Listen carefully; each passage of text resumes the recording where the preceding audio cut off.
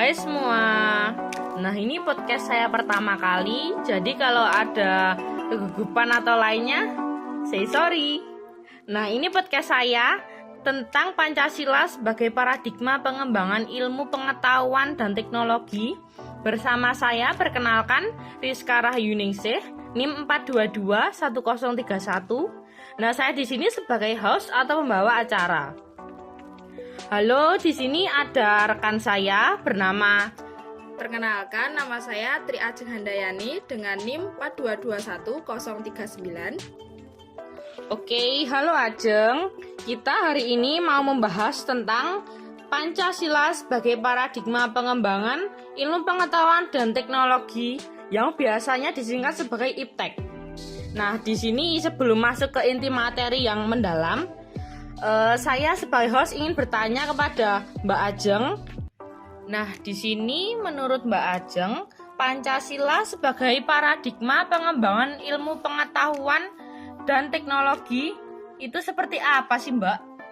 Menurut saya, memasuki era globalisasi ini, pengembangan bidang ilmu pengetahuan dan teknologi terus berjalan.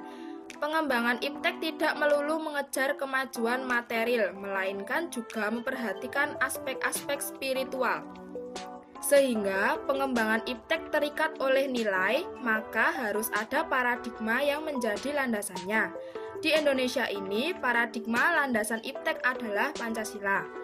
Pancasila itu sendiri menjadi landasan pengembangan IPTEK karena setiap nilai sila Pancasila mengandung hal-hal penting dan menunjukkan etika dalam mengembangkan IPTEK.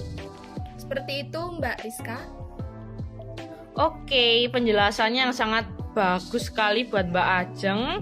Terima kasih jawaban buat Mbak Ajeng. Ini sudah sangat mencakup sekali tentang materi hari ini. Dan ini rekan saya, apakah ada yang ingin menambahkan jawaban dari pertanyaan Mbak Ajeng tadi? Kalau ada yang ingin menambahkan, silahkan, tempat dan waktu saya persilahkan.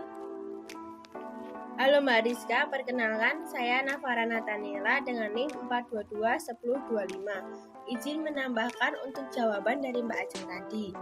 Pengembangan dan penguasaan dalam IPTEK, ilmu pengetahuan dan teknologi merupakan salah satu syarat menuju terwujudnya kehidupan masyarakat bangsa yang maju dan modern. Pengembangan dan penguasaan IPTEK menjadi sangat penting untuk dikaitkan dengan kehidupan global yang ditandai dengan persaingan. Namun, pengembangan IPTEK bukan semata-mata untuk mengejar kemajuan material, melainkan harus memperhatikan aspek-aspek spiritual. Artinya, pengembangan IPTEK harus diarahkan untuk mencapai kebahagiaan lahir dan batin. Oke, next ke pertanyaan selanjutnya. Dari pengertian Pancasila sebagai pengembangan IPTEK pastinya akan memiliki tujuan. Nah guys, ada yang ingin menjawab gak tujuan dari pengembangan IPTEK tersebut? Iya, halo, perkenalkan nama saya Mailani Dikapaksi, NIM saya 4221023. Tujuan dari IPTEK ialah untuk mewujudkan kesejahteraan dan peningkatan harkat dan martabat manusia. Maka IPTEK pada hakikatnya tidak bebas nilai, namun terikat nilai-nilai. Pancasila telah memberikan dasar nilai-nilai dalam pengembangan IPTEK, yaitu didasarkan moral, kemanusiaan yang adil dan beradab.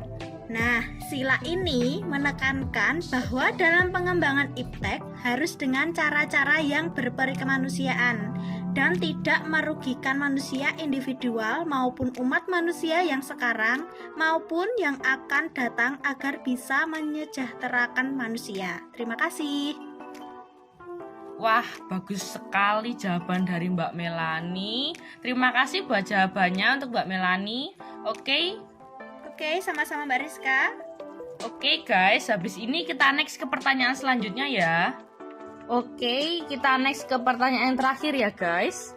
Oke, pertanyaan kali ini, dalam hal ini, pastikan Pancasila mampu berperan memberikan beberapa prinsip etis pada IPTEK.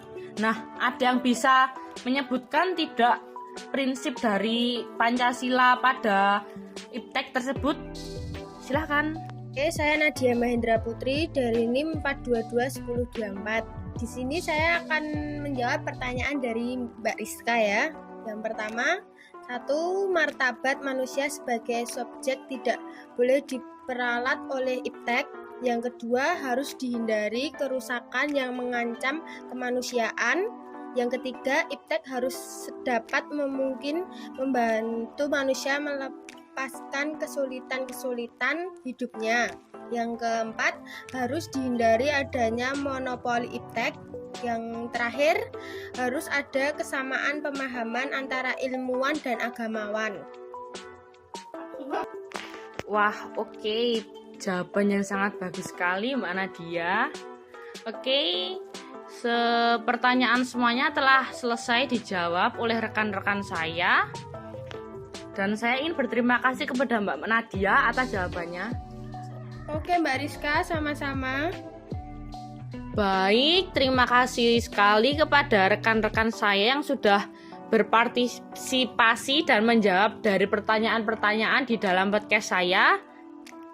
Terima kasih banyak juga buat teman-teman yang sudah mendengarkan podcast kali ini tentang Pancasila yang sebagai paradigma pengembangan ilmu pengetahuan dan teknologi. Terima kasih, sampai bertemu kembali. Dah.